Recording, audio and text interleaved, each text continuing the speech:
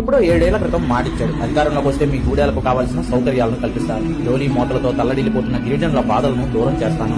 ప్రజల అండదండలతో అధికారాన్ని చేపట్టిన ఆ జనసేనాని ఇప్పుడు మొత్తం ప్రభుత్వాన్నే ఆ గూడెలకు నడిపించాడు. కనీసం నడిచేందుకు రోడ్డు సౌకర్యం కూడా లేని అడవి బిడ్డల స్థావరాలకు బురద నేలలో నడుస్తూ జోరు వర్షంలో కడుస్తూ ప్రభుత్వాన్ని తీసుకువెళ్లాడు.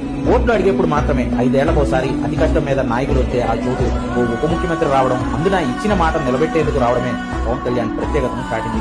పార్వతీపురం మన్యం జిల్లా బాగుజోల నుంచి చిలకల మండంగి వరకు 5 కిలోమీటర్ల దూరం బురద నేలల్లో నడుచుకుంటూ వెళ్లారు పవన్ కళ్యాణ్. మంత్రి గుమ్మిడి సంధ్యారాణి, కృష్ణతేజ లాంటి యంగ్ ఐఏఎస్ ఆఫీసర్స్, పోలీసులు, మొత్తం అధికార యంత్రాంగం అంతా ఆ ఊరికి కదిలి వచ్చేలా చేశారు పవన్ కళ్యాణ్. 36 కోట్ల రూపాయల నిధులతో బీటీ రోడ్ల నిర్మాణానికి శంకుస్థాపన చేశారు డిప్యూటీ సీఎం. 55 గిరిజన గ్రామాలు లాభపడేలా 39 కిలోమీటర్ల మేర కొత్త రోడ్లు నిర్మాణం కానున్నాయి. ఈ సందర్భంగా అక్కడి గిరిజనులతో కలిసి పవన్ సంప్రదాయ హింసా నృత్యం చేయడం ఆయన సినిమాల్లో పాటల్లో వేసే డాన్సుల కంటే స్పెషల్ గా నిలిచింది.